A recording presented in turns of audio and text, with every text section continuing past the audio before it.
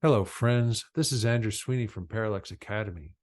This is just a quick reminder to subscribe and like our YouTube channel and sign up for our newsletter to keep abreast of all of our activities.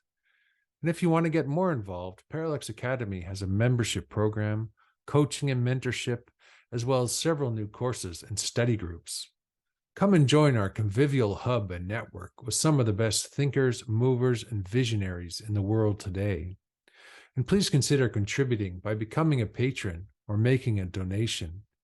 Join us to help rebuild spirituality, rethink philosophy, and reimagine culture. The links to all of our activities are in the description below. Now, enjoy.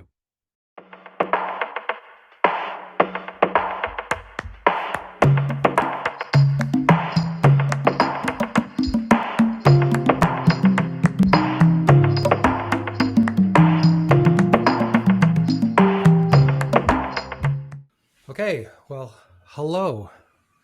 Hi there. Hi. I'm very happy to talk to you. And I believe the last time we spoke was the second podcast that you did. And you had just had some rather dramatic experiences and a religious conversion. And we delved deep into kind of the spiritual aspect of things. And I kind of, so I wanted to ask you just maybe if we could catch up a little bit, if you could tell me a little bit what your path has been since we last spoke. Sure. So that must have been was that 2020 or 2021? Yeah, it Something was like early that, was it? COVID or something I believe. Yeah. So I started praying the rosary when I was in the hospital. I've continued to pray the rosary every day since then. And it's been a very interesting practice. We can actually get into something that, I've been touring with my husband again. I don't know how long we've been on the road, really since fall of 21, I think. Like we've really been traveling around for a very long time. We're going home at the end of May for a good break until January probably. So I'm Wow. looking forward to that. But everything has gone very well. We're in the Netherlands right now. We're going to speak in Rotterdam tomorrow night.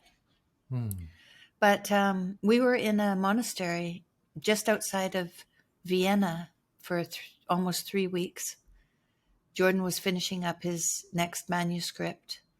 He got it 85% finished, so it was a very good time spent. It's a Catholic monastery, Heiligenkreuz,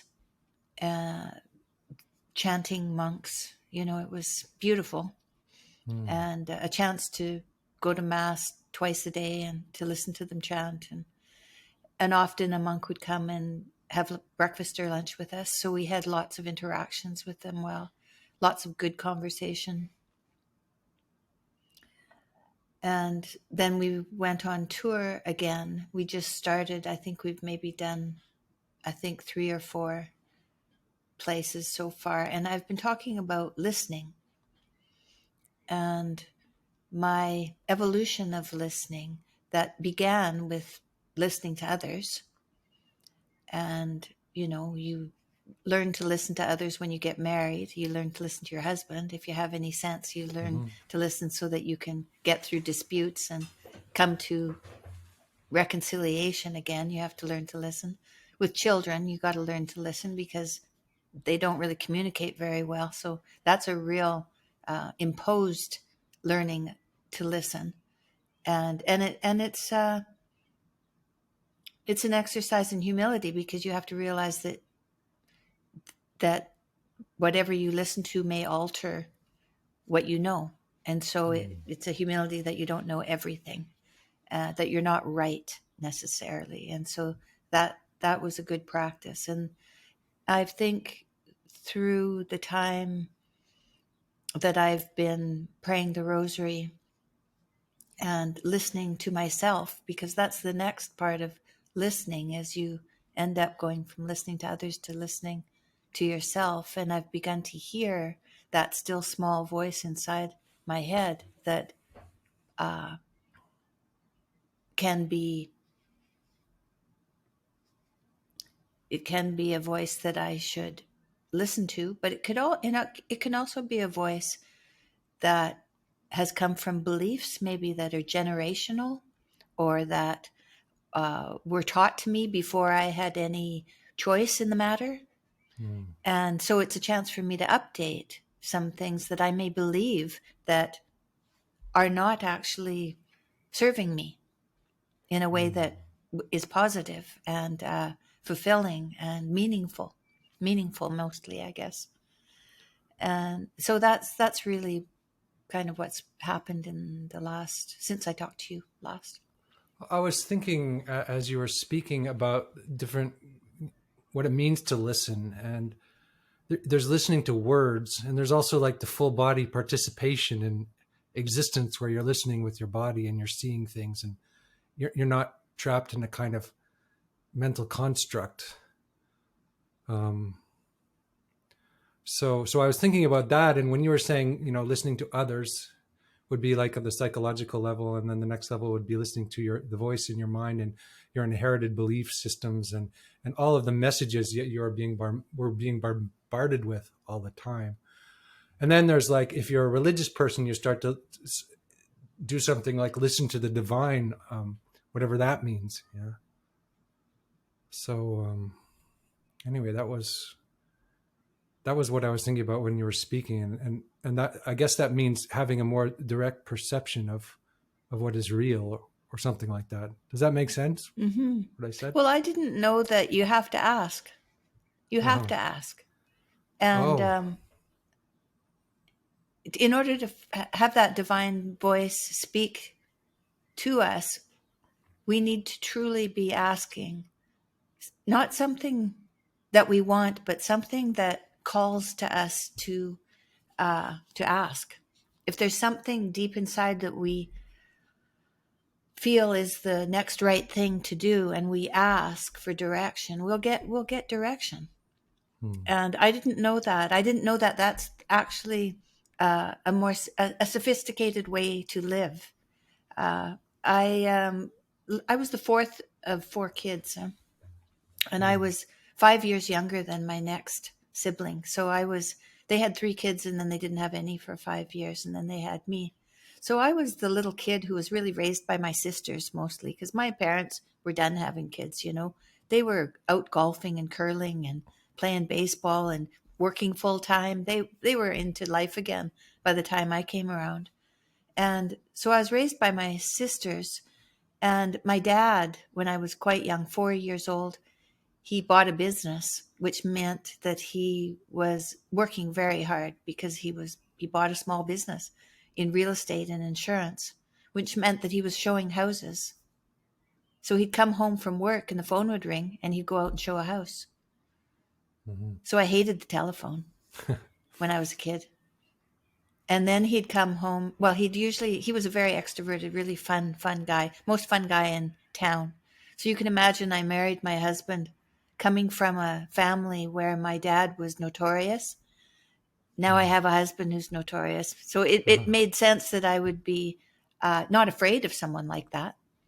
I wasn't afraid of him. It was comfortable for me to be with somebody who was kind of an over the top personality. Oh. But anyway, I digress a little bit. Well, maybe we It can come was, back to that, because that's an interesting subject. I think is like what yeah. the kind of person you're attracted to, and then you might be attracted to your opposite or something, or you might be, and from what you told me last time, I think that you're taking your place more beside him, rather than being kind of behind him, or being the Mm-hmm. power behind the throne. You're sort of like becoming more, in the front as well. Mm-hmm. Because that first year, I really sat in the crowds. I made sure he was fed, and he had enough sleep, and he didn't have too much work before he got up on stage, so that he had enough energy for it. And so that was really my role the first year. And then the next time we went out to tour, he invited my daughter to open the show, and she opened about 10 shows. And then she said, I have work to do. I need to go home. This was an interesting and good exercise for me to do, but I can't do it anymore. And so then he turned around and he asked me if I wanted to do it. And so I've been doing that ever since. So I've probably opened at least 50 shows, probably. So I've Yeah. learned to tell a story. I began by introducing the essay app that my son developed and talking about Peterson Academy, this online university that my daughter is running. And then I opened with that a number of times until they had a video for Peterson Academy, and then they just put videos up that advertised both the essay app and the Peterson Academy. So then I thought, okay, now what do I do? And I thought, well, I'll take a rule out of Jordan's book, and I'll see how it applies to me, and I'll talk about it. So then that's what I did. And I didn't always talk about the same rule he talked about. I just chose a rule that seemed like something that I could talk about that night. And I would meditate on, I'd read the chapter, meditate on what it meant to me, write down, a few stories, and then I'd go out on stage and talk about it. And I did that for the majority of the lectures. And then I just started talking about specifically listening, which is a rule from his first book, 12 Rules for Life. And the rule was rule number 9. And what is it? It's, be careful who you talk to, or who they might know something that you don't. It was something like that his rule is something like that. And it's about listening. So I was able to craft a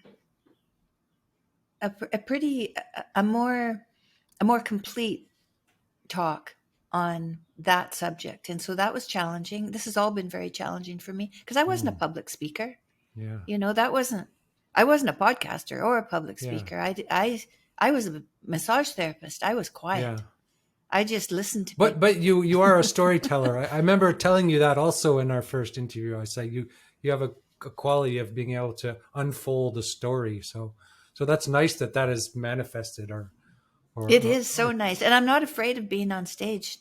I really trust the people. They're very kind to me. They're very kind. I ask them if they'll give me 10 minutes, and they do. They give me 10 minutes, and they're so sweet. They listen. They pay attention. So it's really pretty lovely. So how do you think your storytelling style and your husband's are kind of complementary or different? Well, I talk about some pretty personal experiences. He doesn't really bring the personal into it very much. I talk a little bit about the philosophy behind what I'm talking about, but it's one idea usually, right? It's one idea that I talk about. Whereas he'll go through a whole, really, last night he went through this new book that he's writing. So he went through that, and this new book is going to be, it'll be very cool when this new book comes out. It's called We Who Wrestle with God. Yes. And I want to talk about that and bring that back to what you were saying before about listening. There's also wrestling. There's listening, and then there's wrestling. Yeah. Right. Those are two very interesting. That's an interesting.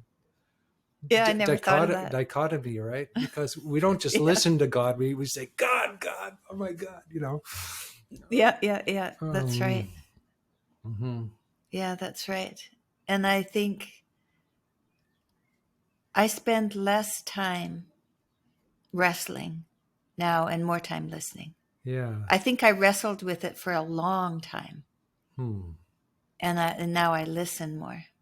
So it's like I've been tamed in a way that I think that was that I just felt my experience was just so overwhelming, when I had, to remind everybody of what happened when I came home to tell my son that the doctor told me I was going to die. And then when I looked at him, I thought, well, he's a man, and men make mistakes. And what does he know if I'm going to die or not? He doesn't know. Only God knows that. But I could feel the weight of of the world actually lift off my shoulders. I actually could feel that physically. And that was, I couldn't deny that. And it was too much. It was too visceral, an experience for me to say that was just a figment of my imagination, that it wasn't, it just wasn't.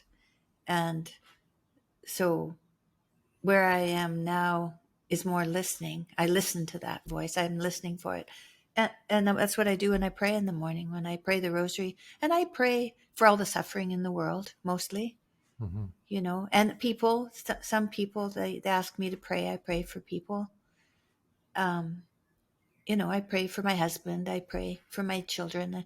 I pray, I pray for my father, but then I pray for all old people. I pray for my son, but then I pray for all parents because he's a young parent. And so I try to universalize my prayers, specify them and universalize them. And that seems to, and also some days, I wake up and what did I have? I had something happen. I guess I got an infection and I needed antibiotics, and I took the antibiotics and they didn't work. And I woke up and I thought, okay, I'm in, Vienna, not at home. I guess this will be the end of me. And I thought, that's no way to think. So that morning, my prayers were to have courage and strength. And by the time I finished praying, I was like, well, I can go to a doctor in Vienna. I can get different antibiotics. I mean, I don't have to worry. But that first fear that I had, I can take that into my prayers and turn it around. And so I don't like to spend any more time than I have to in fear or anger or any of those emotions that can take us and hijack us. Do you think that those fearful emotions, or the terrors and the doubts and all that sort of stuff, is actually in a way the key to transformation when you notice that, and when you there's a transformative I think process? so. I think that's where, when we look at that, then that is the moment of transformation in a way, right? Yeah, well, you mentioned doubt. Yeah. And doubt is just is a lack of faith. People will. I've had people who are. I had a professor from the divinity school in Cambridge talk to me. So it's not like he doesn't have any faith. He definitely has faith. But he was sitting beside me and he said, I'm supposed to go on this platform tomorrow and talk. And, I don't know if they really need me on there or if I'm going to say anything useful. And I'm kind of hesitant.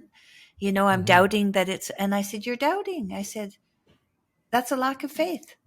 I said, they've invited you. Yeah. That's all you need. They've invited you. Just accept that in faith that this is the next right step. And that's the other thing that I've been practicing a lot, is the next right step. And Jordan told me that was from Carl Jung. He said the next right step, that's the way you live your life. And I agree that that's true. So I try to pray so that my head is in forgiveness and humility and gratitude. So my head is there. And then the next thing to do is to become aware of what the next right step should be and to have the courage and strength to do it. Yeah. And so that seems pretty simple. Yeah. Yeah, it is. It seems simple, but it seems like in order to become serious about these things, why do we have to suffer so much in order to become serious about such things? I mean, I could be more serious about such things personally, and I know that I had a very bad infection in my knee. I think I told you a little bit about, and yes. And they were talking about amputation, and I felt a holy terror, right? And the bacteria disappeared, and everything was okay in the end. A happy ending to a story. I've got a bit of a limp, but but I think that made me a little bit more serious. And I just asked Mm-hmm. myself why I don't become fully serious, and why I fool around, why I waste my time, why do I fall short of, you know. So I guess, can you help me with that, Tammy? I think I might be able to. I'll try anyway. Hmm. Um, I started doing yoga when I was 13 years old, and my dad was a sportsman. Yeah. There's no discussion about ideas in our house. It was all about who was winning the football game. That was that Yeah. was the discussion in our house, and which is more normal. I think lots of families are like that. I don't know, but I doubt if there's that many intellectual families that are sitting down to discuss ideas over dinner. Hmm. We weren't.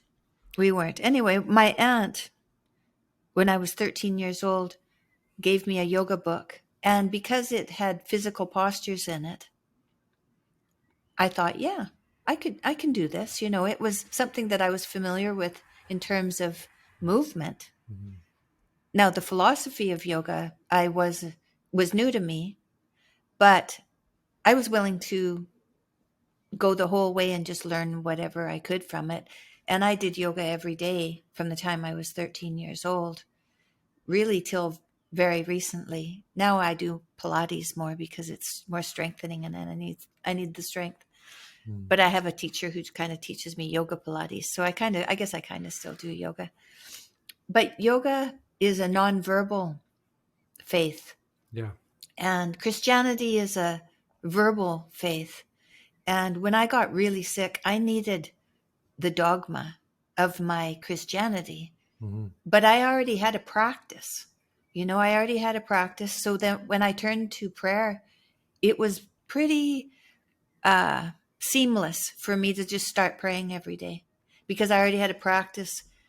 And so Hmm. if there's something that you practice, Yeah, I do if there is vinyasa something that yoga you, regularly, and meditation, there and you go. so I need to do physical.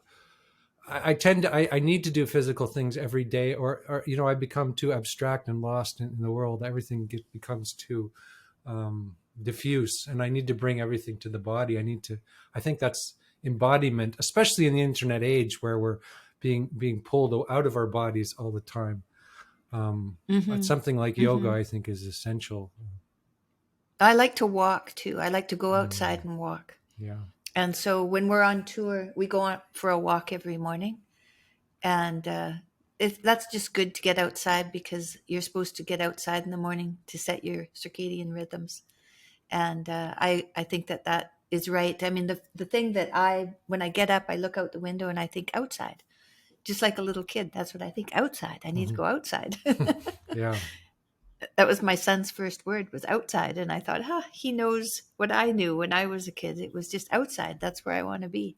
And I think that's someone who's healthy, and he's pretty healthy. My son's pretty healthy. So I think that a healthy frame of mind is to want to be outside in the sun, getting your vitamin D, getting your exercise, and getting your feet on the ground and conversing with people around you and nature and all of that. So, Hmm. making it real. Because yes, we do spend a lot of time on the internet now, and we can, I can come back from the show at night and I should just go to bed, but it gets you all revved up to see all those people. Hmm. All that applause is infectious. Ah. And when I get off the stage, I said to Jordan, I get off the stage and I'm almost embarrassed to look at anybody. And he said, yeah, it's too much to go up there and talk. It really is too much. Mm. It's it's a privilege, and that word has been, ruined, but it's a privilege to go up and to speak to these people who have taken time out of their lives to come and listen to my husband Yeah. talk about ideas and hope that they can make their lives better. It's really a lovely experience, and I get to spend 10 minutes at the beginning, and then I do the Q&A with him at the Hmm. end. So I get to be a part of that, and I am very grateful. But I guess It's really if wonderful. one isn't a grounded person, then all of that applause could really destroy you. I mean, in a way, I was thinking. I mean, Yeah. I think it does. Yeah, I could see it. Fame and adulation. So, how do you keep grounded, especially since you're traveling all Well, the I'm time? I guess. old. Yeah. I'm old. That helps a lot. How does that help? I'm closer to the ground than those young Oh, I people are. guess when you get old, you get closer to the ground, literally. Yeah. Right. You do. You really do. You get closer to the ground. Got it. Yeah, I think that Jordan and I were fortunate that he was as old as he was when this happened, because I think that it would be. I can't imagine being young and having this. I don't know what that would be like, because it's really too much to be known everywhere and recognized everywhere. But it's lovely. I mean, everyone's very kind, and so and and also, the first time that we went on tour, the people that we met were in a lot of trouble, most of them, and now most of them said, I was in a lot of trouble, and now I'm married and I have a career, and we're going to have a baby. So Yeah. the narrative has changed, and people are, and so we feel that things are progressing in a good way. We really do. But I know that we have a biased sample, but we did see that first time we went how much trouble there was with these people who were coming, and it's not like that now. They're all very well dressed often, and they're coming with a partner. So it's much, or they're coming with their father or their mother or something. It's So you good. don't get the troubled people coming to the shows anymore. It's mostly people. I mean, Not so we're much. all troubled in some way, but it's mostly people Yeah. who are have got it together. That's very Or interesting. at least they're on a journey to get it Uh-huh, together. uh-huh, uh-huh. They're on a journey. They're in the middle of discovering who they might be. And And they're that's people really that have been great. following you for over time as well. So I guess they've gotten to know you, and so it's a different kind of Yeah. relationship than the sort of dramatic Jordan Peterson phenomenon in the beginning. Yes. Yeah. Yeah, Uh-huh, that's true. uh-huh. Yeah, we went to dinner tonight, and after we had dinner, because everybody was very they were very careful not to interrupt us when we eat. Very nice people. But they come up afterwards and get a picture taken and shake his hand, and it's really lovely. Yeah. So do you think you guys are fulfilling a kind of need that's just like lacking in the culture, like that maybe That's how it the seems. church would once have? Because it sounds like this is what the holy rollers would do. They go from town to town and talk to people, and then convert people to a higher level of responsibility, and it's almost like you're fulfilling that role. Yeah, it does kind of look like that. Jord, we talk quite a bit about civic duty. People come to the shows and they ask questions. They ask questions like, how am I going to save my children from this woke education that's happening, or this gender ideology? And Jordan says, well, who's on the school board? Who's making the decisions about what your kids are going to be taught? Are you on the school board? And then he says, if this is something that bothers you, then that's your problem. There's something knocking on you, telling you, pay attention to this, pay attention to this. You might not want to pay attention to it. It might not be what you want to do. You might not want to be on the school board, but you don't get to choose your problems. They choose you. Yeah, that's I true. wouldn't have chosen to be having a podcast or being on stage. Although, when I was young, I liked to sing and play the piano, and I thought maybe I might go on stage. So it wasn't completely out of this world to do this, but it wasn't my plan. And That's of so course, I wasn't interesting. very good at planning. That's so interesting that we have a plan in our lives and we see our lives in a certain way, and it's never what we think it's going to be, is it? I Yeah, that's mean, right. I thought I was going to That's be a right. singer, Right. and I didn't see any of this either. I had all these sort of images of who I was and who I am, and I end up doing something else. It's like, and there's a Yeah. way in which I think I'm not supposed to be doing this because I have this strong image of who I think I am and who I think I should be. Yeah. Mm, Yeah. Yeah. it's, Yeah. I used to really love to sit at the piano and play modern music and sing. mm, Uh, that was lots of fun. And I thought it would be lots of fun. And I spent a lot of time singing. We're actually producing some music. We produced some right, music right. last summer. Uh-huh. You say we, so And you're we'll involved put in the singing Jordan part and of it? I. Okay, Yeah. both of you guys. Yeah. I'm singing. Oh, Jordan's cool. writing the lyrics. Huh. We have a friend who's writing the music. George decides what kind of song he wants, whether it's blues or country or, whatever it is. And then, so the musician will, put down a rhythm, and then George will write lyrics. And if I warm up long enough and sing enough when he gives me that song, I can just sing it. I can figure out how to sing it. And that's super fun. Oh, that's cool. That's great. Yeah. Yeah, that's Yeah. super fun. Yeah, it seems like we need also a secondary thing to do, right? We have our main thing to do, but then we need to express ourselves in other ways in multiple dimensions. Yeah. So I think And when you're artistic and when you're expression is just, creative, yeah, yeah, you can't not do it. You have to yeah, do it. It'll eat at you if you don't do it. So you have to. yeah. I always wonder if Some Jordan's people going to who come out are with some poetry one of these days, because I know he wrote some poems at oh one point, yeah. and that he's Well, probably a good poet.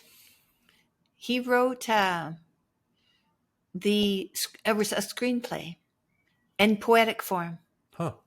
So he wrote one of Grimm's fairy tales that was never made into a movie.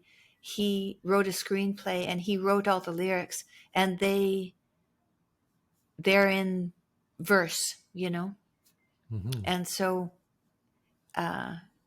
hopefully that'll get made into a movie. So, yeah, so it's And amazing that you guys are so active and creative, especially after what you've been through, and and after the first time yeah, it I is. talked It's to you, remarkable. it's like It's it's almost like a it's second fun. birth but not just of you or Jordan, but of your whole, your whole project and your whole, like you've gone to another level completely. Yeah, yeah. You would have thought, when we got so sick, maybe that was the end of things, right? Yeah, Well, that was fun, but now he's gone maybe because that he was the got sick. beginning. Yeah, maybe that was the beginning. Uh-huh, Yeah, uh-huh. maybe it was. Hmm. Because he's announced this meeting that we're going to have in London the end of October. It's called the ARC, Alliance for Responsible Citizens, Mhm, mhm, mhm, inviting 1,500 people to come, and then we're going to have a public lecture at the O2, which is 15,000 people. mhm, It won't just be Jordan; it'll be a number of different people speaking, and it'll be streamed. So a lot of the weekend will be streamed, and so we're hoping that this will be mhm. life changing. We'll see. And then Yeah. his book will come out in January, so that's how that's going to happen. Hmm. So Yeah, and a lot of people would have thought you guys were done at a certain point, and I guess the haters yeah, and that kind of thing. But I guess you have a lot of people that love you, and that must really be I also think that's what happened. bringing you through the Yeah, whole I think story. there's enough love in the world. Yeah. I think there's enough love in the world that it sustained us and brought us through it. Mm. That certainly seemed that way for me. And I know that Jordan feels, his family and his friends did sustain him when he didn't think that he could go on. It definitely, but I had many prayers that were sent my way, um, and I had lots of family and friends who put in hours and hours of time with me, days, months, lots of time. And all of that brought us through. And then when we travel the world and we go to these theaters, and the last time we came through Europe, I think maybe the theaters were like 1,500 people. Now they're 4,000, 6,000 people. So they're bigger theaters this time. So that's good too. Mm-hmm. You can reach more people. That's good. More people, then they can go away and talk about it among themselves and make plans for what's next and how they're going to change things and make it better. Mm-hmm. Mm-hmm. Well, yeah. Well, you were talking about the whole. You were talking about people and their concerns. In the whole political, let's say, culture war, all that business.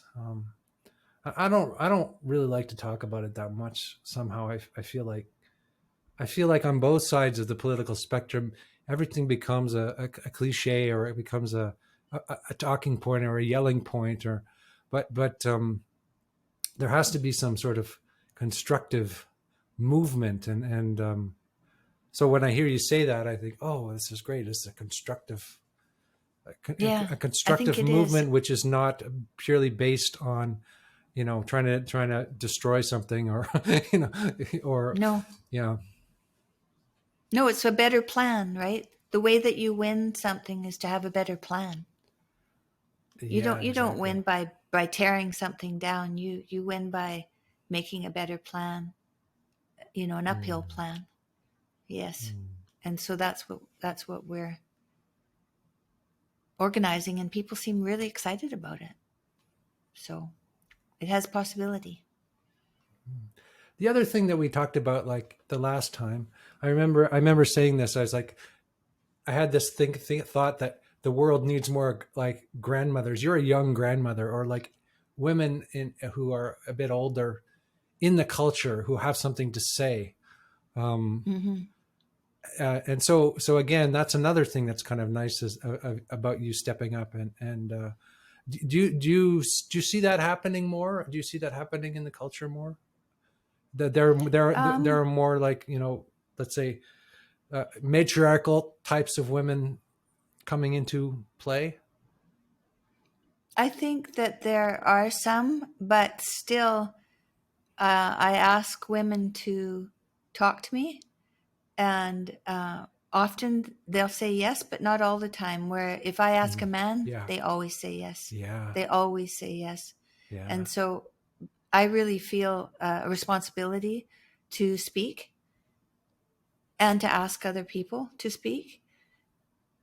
And women have a hesitancy Yeah, we were. and I'm not quite sure where that comes from, Hmm. but they do have a bit more. They have much more hesitancy than a man does. And do you think that is necessarily a problem, or is that just in the nature I don't know. of the way things are?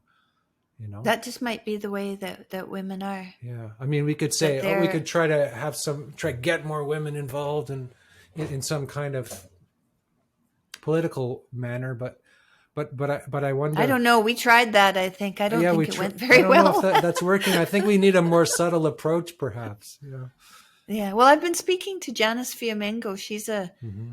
She was a professor of English for many years, Yeah. and she taught within the women's studies department somehow or another. I'm not quite sure how she was affiliated.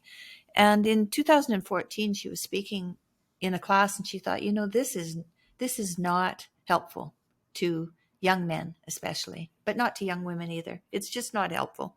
And so then she started looking through all of the literature back to the suffragettes and really started looking at those feminist Mm-hmm.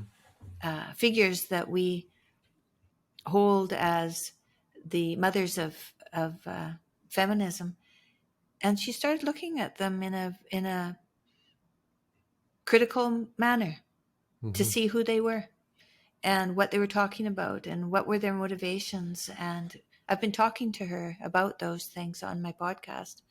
So we talked about the British suffragettes, and now the one we're going to talk about next is Simone de Beauvoir. So we're moving more now up into the second wave of feminism, And I'm learning because I never studied feminism. When I went to university, I shied away from feminism. I didn't want to take part. I could tell that there was something about it that I would not be happy with. And as well as the political correctness. There was some political correctness in the education department when I went to university in the 80s. Yeah, it's almost They like were you can't talk deciding- about it. Like you can't talk about male and female difference. And then there's so much, on the there's the animus and the anima, right? There's the strong, let's say, anger towards dad or men or in general, and then I think and then the men get very kind of like soft and apologetic, and so we have this sort of like powerful anima and animus, I think, in the culture at the moment. That's kind of my reading. I don't know. Yeah, well, the animus, you're right. The animus is very opinionated, and argumentative, and the anima is very emotional. And so the men are showing more emotion, and the women are showing more opinions. They're not looking for insight and finding a better way. They're having opinions about what they know, and how right they are. So this is interesting. We were at Harvard, or we were at Oxford. Jordan was invited to the Oxford Literary Festival, which is really nice. He was invited to be a keynote speaker at the university. That doesn't happen very often. He gets invited to a university. So it was fun. It was good. And so we went there, and he gave his keynote speech, and it went really well. And then we went out to dinner with all the organizers. And after dinner was over, George said, would anybody like to ask me a question? And one of the women there said, yeah, she wanted to comment on something that he said. And he had cited a research finding that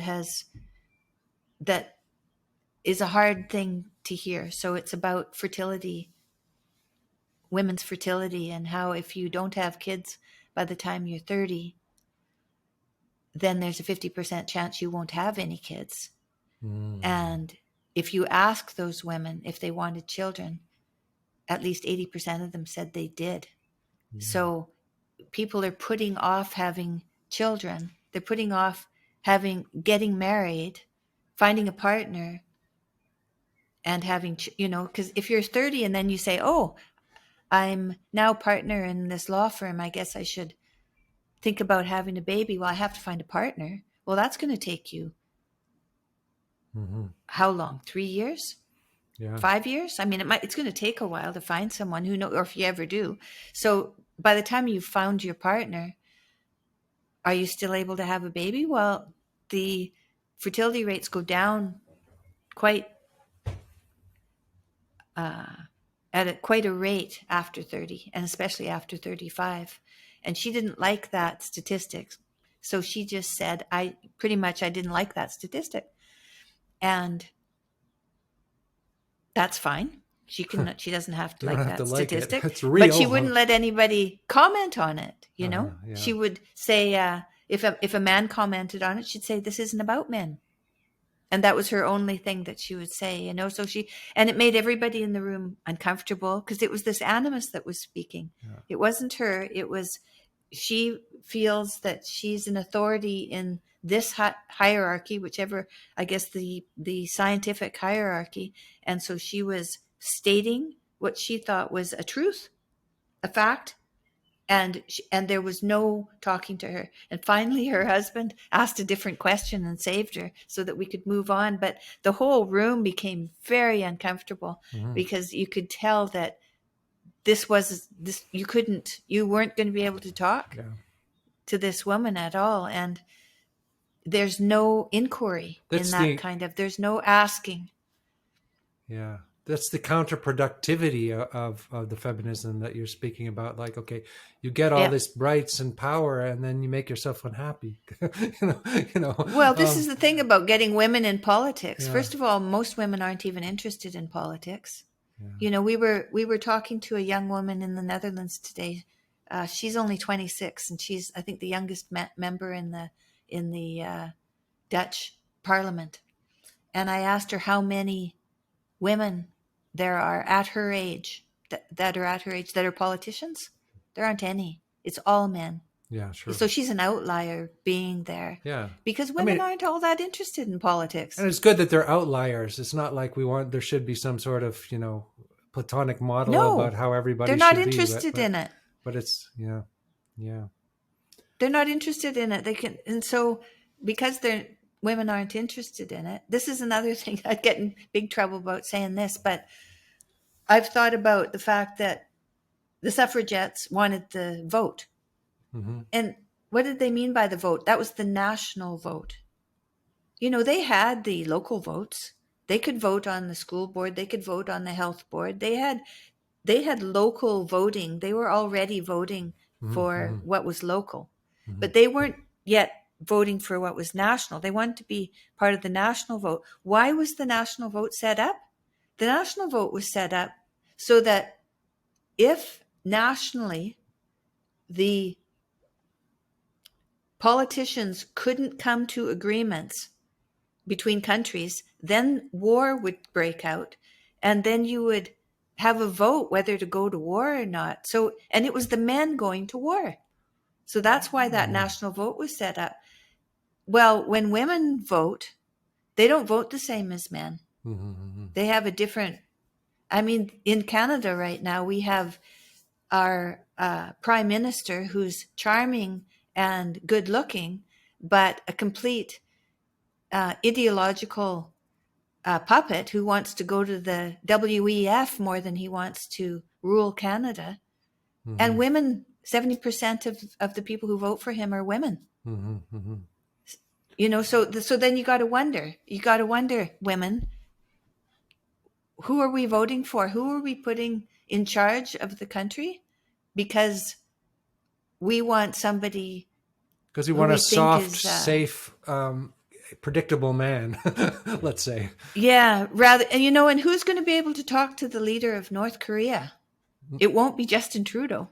Yeah, there is. Or you saw Justin Trudeau talk to the leader of China, and he just brushed him aside because he knew that Justin Trudeau isn't anybody he has to listen to. Whereas someone like Trump, who's a tyrant in his own right, in a way, he can talk to those tyrant leaders because he knows how they function. Yeah. Well, I guess we're afraid of like male toughness in the culture or something. There's something like... Yeah. And I wonder what the birth control pill has to do with that. 'Cause I did a podcast with Dr. Sarah Young, and she wrote a book called This Is Your Brain on the Birth Control Pill. And she said, when women are on the pill, they choose more effeminate men, right? They choose men because they don't ovulate. So when a woman ovulates, then that's time for her to have sex and get pregnant. Mm-hmm. So that's when she's going to choose a man who has a wider jaw and is more masculine. Oh my goodness. Well, when you're on the pill, you don't ovulate. So you never look for that kind of man. Huh. You look for friends. Boy friends rather than mates. That's very interesting also. And so who knows what that's doing? They're putting girls on birth control pills just as soon as they get their menses now in some places. Yeah. Well, and I've been having comments on my podcast after that. And,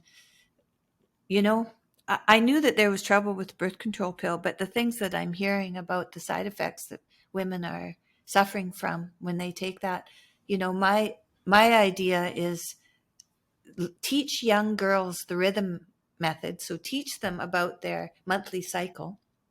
So when it's safe to have sex, when it's not safe to have sex. Yeah. Use condoms when it's not safe and stay away from those hormones. Those hormones, we underplayed how serious it was to take the birth control pill. Oh, it's just this little pill and it's just going to stop you from having a baby. Like that was nothing. It's, like that's crazy. That's crazy. And now we're giving hormones to young girls and boys to change their genders. It's just gone from It was bad enough when it was women being given hormonal birth control to stop them from having babies. Now we're actually trying to change people's genders with hormones. It's like, people. Yeah. Careful with the hormones here. There's like a dislike of biology as well. There's on some level, or a denial of biology, or it's almost like people believe they can decide who they are by themselves. But we're born with a certain, kind of limitation, and a certain body, and it seems like a gigantic denial. Yeah. Well, when I'm when I get up in the morning and my husband is there, we negotiate how the day is going to go. Mm-hmm. To have a good day, we negotiate. I don't get up and say, I'm going to spend 30 minutes doing this. You're going to spend 30 minutes doing that. And that's how we're going to start our day. Yeah. I don't command that that's the way it's going to be. I don't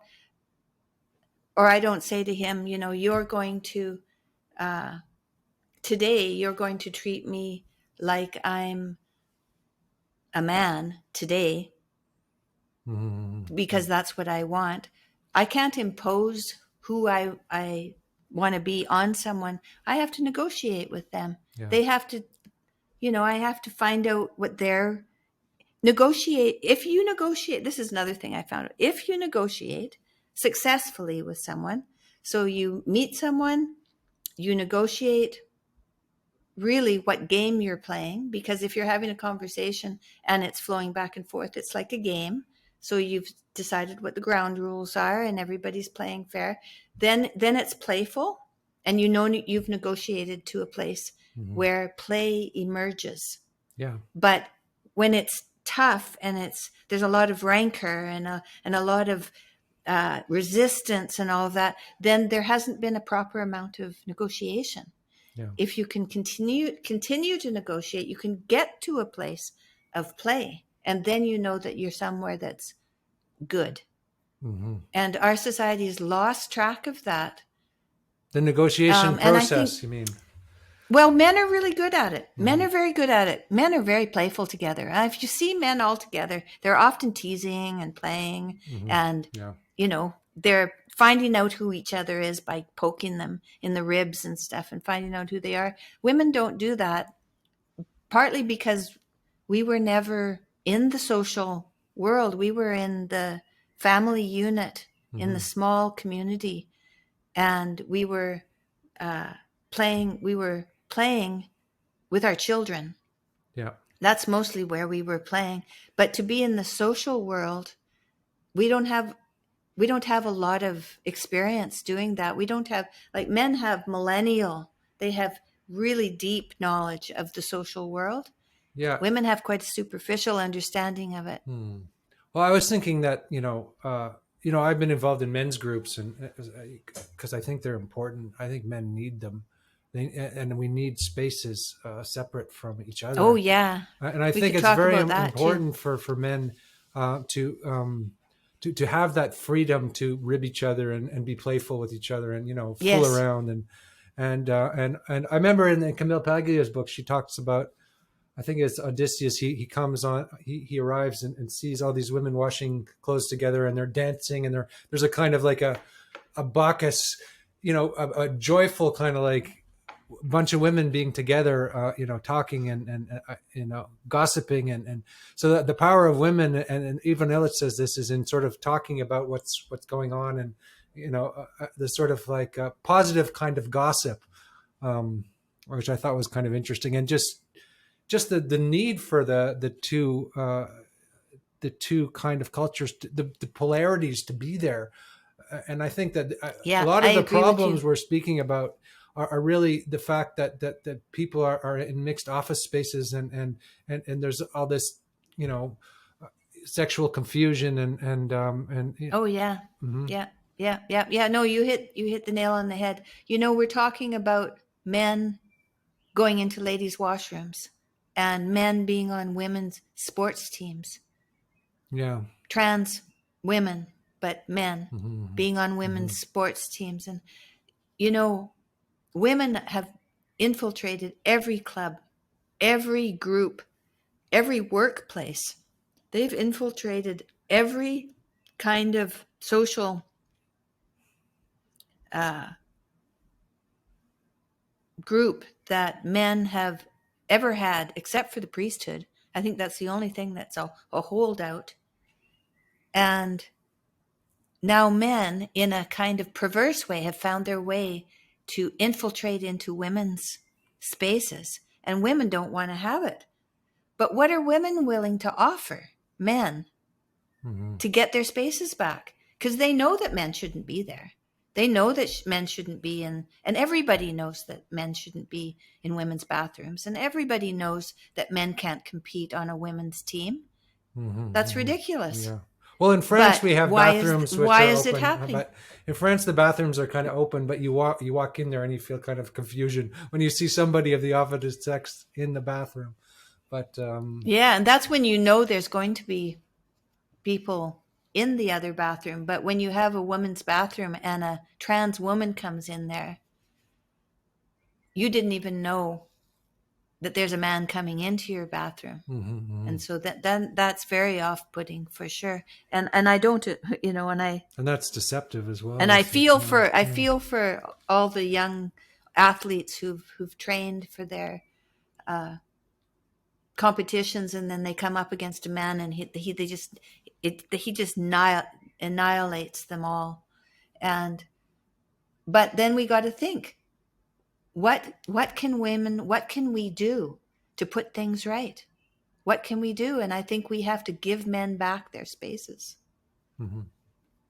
That's what I think. Oh yeah, Or at least that's one wonder thing what we that could means. try. I wonder what that actually Yeah. means. And you know, I think the men's groups are a good start. I don't think people realize how important men's groups are in the culture. Because we know about yeah. the school shootings, right? In the United States, and almost all of the people who perpetrate that are fatherless guys, or guys who have no fathers and or have no relationship to a positive masculine role model or anything. And so it's the lack of fathers. It's almost like a metaphor for the lack of, let's say, lack of a God, or lack of the idea of God in the culture. It's like that's not there. So there's just pure nihilism. Yeah. Yes. You know, not having fathers, if a young boy doesn't have a father, then his DNA, the telomeres on the genes is shorter, which means, and that's an indication of how long you're going to live. And it's shorter for little girls too, but it's significantly shorter for boys than it is for girls. So not having a father, actually, girls go get their period a year earlier if they have no father, and boys die younger. You know, I mean, that's a big deal. Yeah, and that's something that we it's a taboo. need to talk about. It's a taboo subject. It's completely taboo in the mainstream culture. It's just amazing that it's still taboo. That there's the ideology has become so pervasive and so there's no, actually, it's interesting. We started this conversation with listening, right? People aren't listening, right? That's the whole point. Or That's people right. are People aren't afraid that, listening. like, okay, I'm telling you, I'm mansplaining you or something, people are afraid of that. But I mean, that probably is a phenomenon, but at the same time, it's a question of real deep listening, obviously, in all of these that's right. all of these areas, right? Yeah, because really your belief might be something that you've never questioned. So you listen to, if you listen properly to someone, silently listen, then there's a possibility that you can update a belief or refute a belief that you realize was not helpful. But unless you listen, you can't do any of that. So there's no learning. You get no new information. Yeah, and that's no right. new insight, and so you just live in a sort Yeah. of simulacrum of ideas, but not really. Yeah, so listening is freedom from limitation. I Mhm, got that from, there's a book called The Creative Act, mhm. and it's been, people are reading this book. Who was it? Rick, what's his name? Rick Rubin wrote Oh, a Rick book Rubin, called great The guy. Yeah, Creative I Act. love Rick Rubin. Yeah, Yeah, and he wrote when there's one chapter on listening. yeah. It's very good. It's Mm, very good. yeah, not surprised. Because Mm-hmm. that was his whole job. It's like bringing musicians into being through listening to them, right? That, and finding out where they're shining and where their most powerful essence is. And Mm-hmm. mhm. It's interesting. Yeah. So we Yeah. started about talking about this. We started kind of talking about this on a religious level, but it's so fundamental um, at the same Yes. time. Yeah. It is religious, and there's a reason for it being religious. Is because it's necessary. Yeah. It's fundamental, to be to update who you are so that you don't get hit by a bus. I Yeah. mean, Yeah. you got to be informed, otherwise things are going to go from bad to worse. You said at the You have beginning. to be informed. You said at the beginning you have to ask. Uh, You have to ask. and and uh, uh, and is that the same thing as sort of like prayer? Because That's a prayer, asking could be a for sure. demand, right? There's like, I was thinking about this listening thing. Asking could be a demand, like demanding that you're treated in a certain way, and or the sort of political demand for something. And then there's Yeah, there's the demanding and then there's asking. asking is But a you have different thing. it's a different thing. Yeah, it's asking. You know, um so But you might want to ask Jordan for wrote something to for your own ego. You want to ask for money, or ask for more, or ask for this, or ask for that. Um, yeah, no, uh, that's not a but that's not the same thing either, right? That you're that's talking not a about, right? true question. That's not a Hmm. it has to be a heartfelt question. It has to be something that you really don't know and you really need to know. It's more like sitting on the edge of your bed and saying, if there was something that I could do, that I would do to improve my life, what would that be? And to truly ask that. What's the next step, as you And were saying? Yeah, what's the right next yeah, step? Yeah. yeah. What's the next step? Hmm. And when you get the right next step, sometimes you don't want to do it. But that's when you ask for courage and strength to do the next right thing. Yeah. And that's another reason that you need this relationship with your what's best in you, is to find the strength and the courage to do what's necessary to move yourself one step at a time to a better place, to and serving your fellow man and being informed by your fellow man, because it's a negotiation, and through negotiation you find play, and who wouldn't want to find play? Hmm. Everybody wants to play. As soon as you feel Yeah. play, you know you're in the right place. That's beautiful, and that's very true. Yeah. And I guess Right? That's why I people got the love image. children, because they're always in play, Yeah. and you think, oh, I love Yeah. this little kid. It's because they're playing. Yeah. They're in the right place. And that's why you have to Yeah. come to God as a little But child. then we fall It's out because of you that, have to, right? And then we yeah. fall out of that, and then we have to wrestle with God, in a Yeah, and sense, then we have to wrestle with God. Yeah, yeah. Then we have to to wrestle find the with play God, again. fight And against it.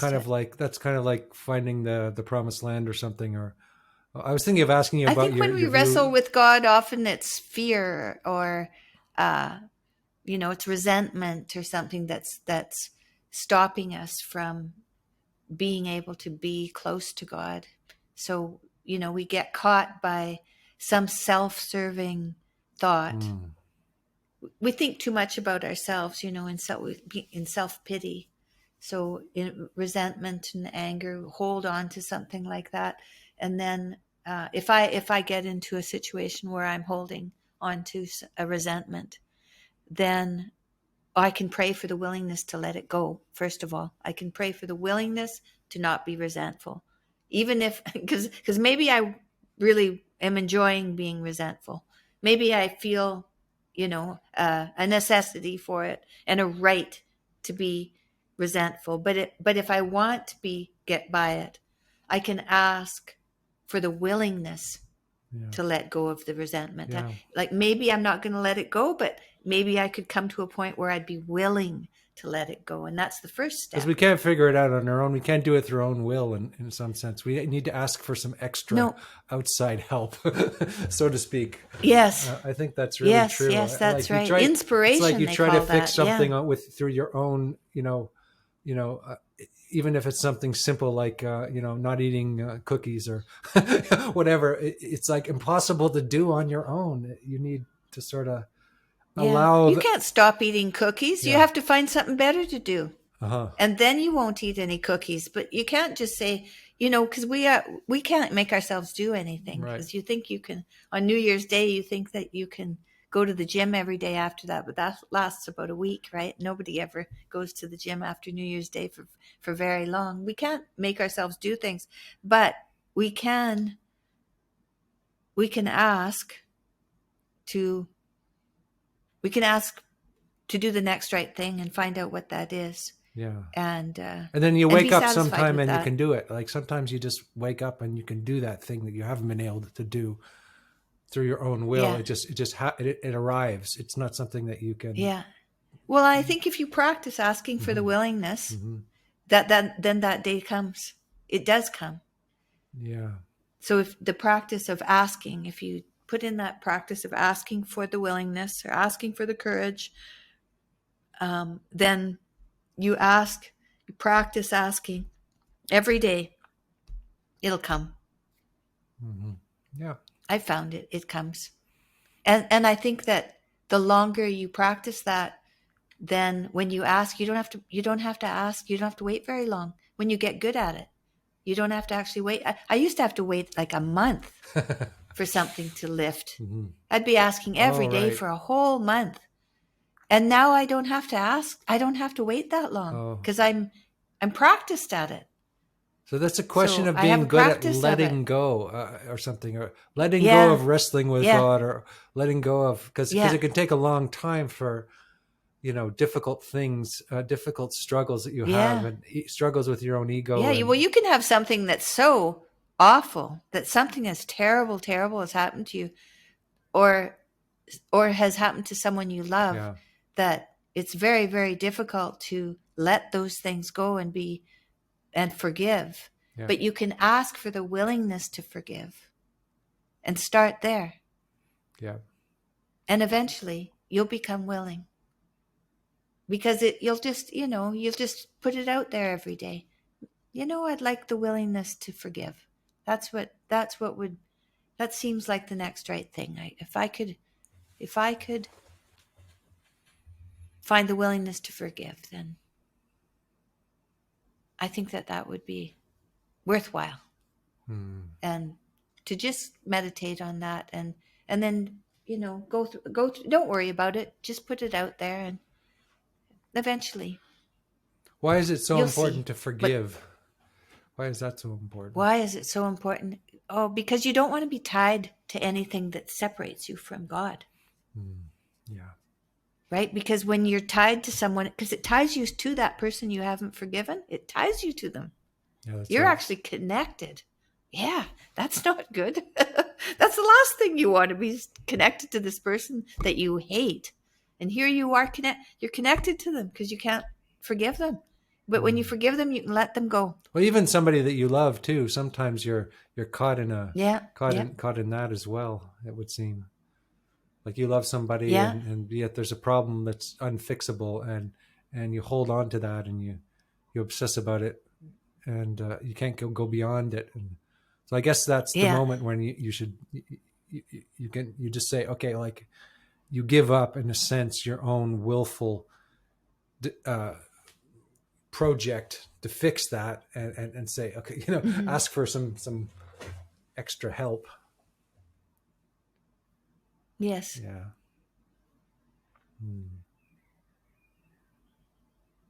I was going to say something about Oh yeah. No, what was it? Oh yes.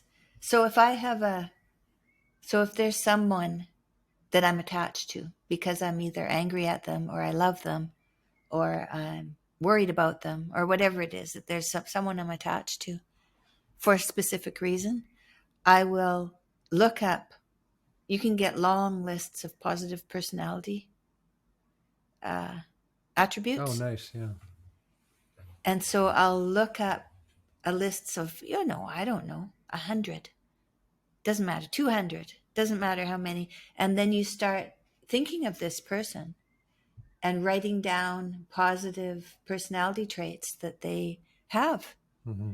And you develop their personality into a more complete picture, and then the resentment is only just this little piece of it, because Nice. it seems like the resentment is everything, but it's because you have a narrow point of view of that person. Yeah. So then you just develop it, and so it all of a sudden it's like you wash it away because it's so small now compared to what it was. That could help in the whole political realm as well, because people get stuck on people's politics too, right? It's like Yeah, this person's politics is terrible, so they're a terrible person, and and that's kind of yeah, like they're bad, and Jordan Peterson is bad, and this yeah, kind of thing, yeah, or yeah, so it's a very strange thing, huh? Because you might disagree with Jordan Peterson about a few things, but you could also think of many good qualities the guy has, or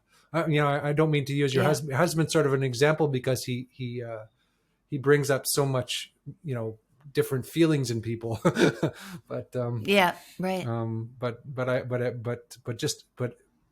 but it's, yeah, it's like, I guess it's just, again, a question of just loving people somehow, and Sure, getting sure. beyond When you're on your the way image. home after work, you're going to see your wife when you get in the door. And first of all, you want to decide what you would like to have from her when you open the door. So you have to think about that, meditate on that, and find out what would I like it to be like when I get home from work. And make sure you tell her. Make sure you tell her that that's what you'd like. That you'd really like that. Hmm. Don't keep that a secret. But say you're coming home one night and you had an argument the night before. So now you don't even want to go see her. That's when you can think about her, all the positive things that you can think up, about how uh, if she's kind, if she's honest, if she's funny, if she's like all these other things. You think of all of these other things and just broaden it out so that when you walk through the door, you can see her as this whole person, not just this one niggly thing that Yeah. is attracting your attention. It's actually, I found that that positive personality trait method that works when nothing else will work. I can usually Yeah. broaden my view But and you can feel get affection free of it. for people also with their faults. I was thinking about, yes, like I could make a list of my wife's wonderful qualities, and then I can also say, oh, Yeah, well, sometimes her cooking is not that great, but it's still her, right? So yeah, yeah, that's what makes it, love. It's not like an idealized version of a person. It's more like the intimacy, or no, hmm, no, I mean it's the whole thing, but it has to be the whole thing. It can't be just one thing. yeah, You don't want to just think that someone's perfect either, because you're going to be disappointed with that yeah, no kidding, in no time flat, yeah, right? yeah. Because That's nobody's perfect. that's how we get destroyed in relationships the first few times. As I think you mistake the goddess or the god for your human partner. Um, Yeah, right. hmm, Hmm. hmm, Yeah, well, you want to make sure that when you first meet a woman, that you listen. So listen. She'll tell you what she wants. if you listen. Hmm. So then then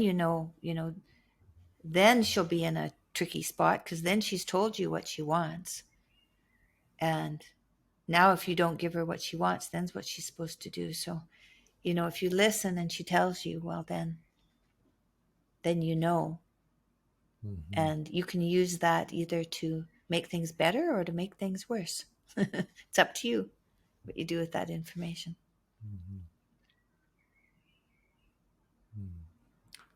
So maybe like I could ask you now, like what are you're talking about the next step, what's the next step, and in terms of all of your projects and the movement in your life, and what's the next step for you? What's the next step?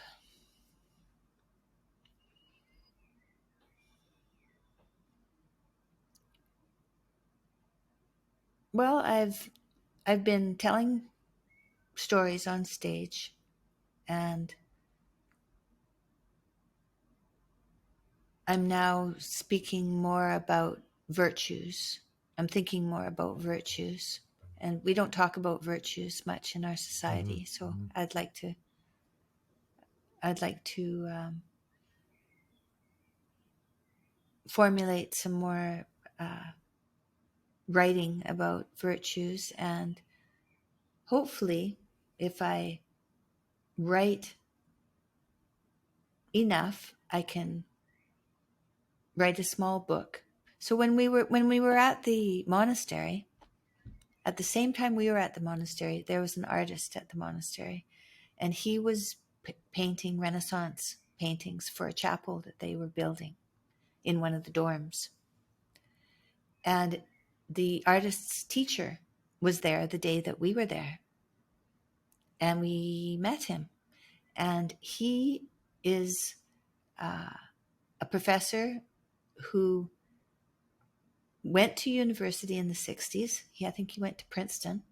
Didn't like they were teaching modern art. He wasn't interested in modern art. He wanted to learn classic art. And so he went to Europe. He quit university and went to Europe. And he went to Florence, and he found a teacher who said, if you don't learn this Renaissance technique of really painting portraits, it's going to die. I've kept it alive, and now I'm in my 70s. I've kept it alive till now, and you're a young man. If you learn this from me and keep it alive, it'll survive. Other than that, it's going to die out. So he's had an atelier that he's been running for maybe 40 years.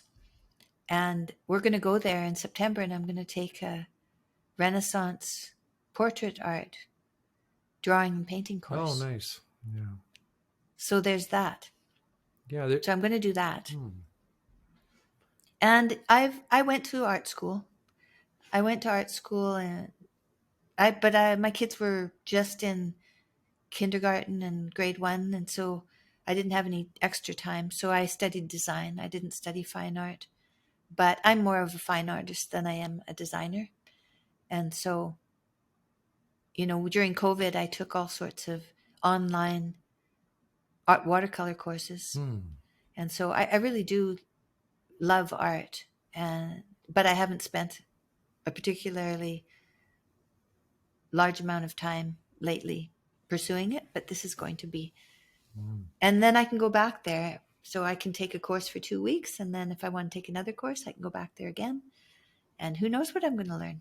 So virtues, when you talk about virtues, maybe one of the virtues is beauty and the importance of beauty, Yeah, and I was also thinking right. that when you were talking about this Renaissance painter and him restoring something that had been lost, often Mm-hmm. maybe the project for us in the world today is maybe not to always be creating some new fangled thing, but uncover or what has been lost, or the beauty that's been Mm-hmm. lost, or that what's hidden, or what's. Yes, Mhm. yes, I hear you there. That's a very good meditation, that is, because beauty,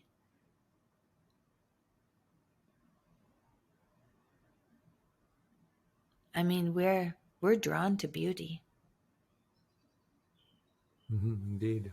We're drawn to, when we're young men, we're drawn to a young woman who's beautiful.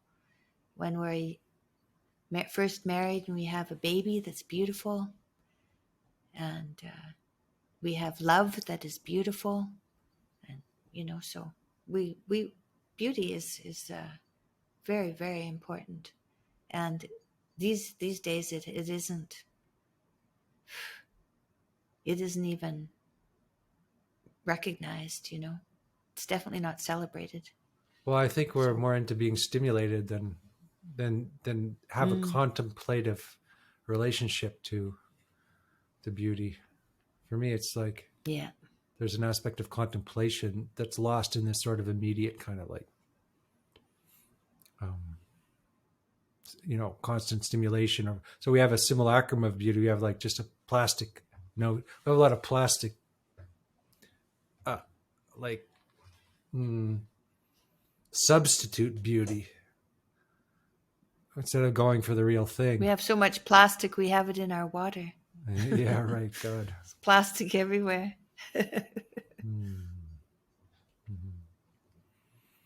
Oh, good. So you guys are in good health and spirits, and your family, and yeah, we are, and our well. kids are doing Kids well, are doing well and and stuff. Okay.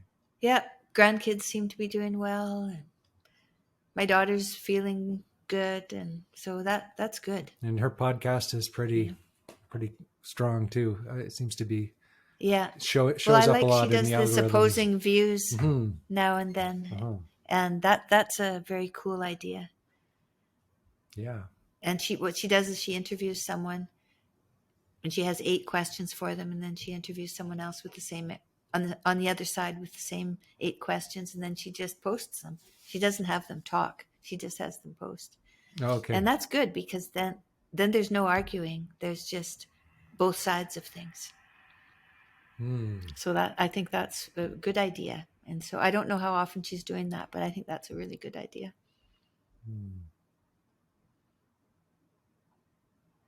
So maybe that's a nice sort of place to round off this conversation, ending with the idea of beauty, and we started with listening and we arrived at beauty.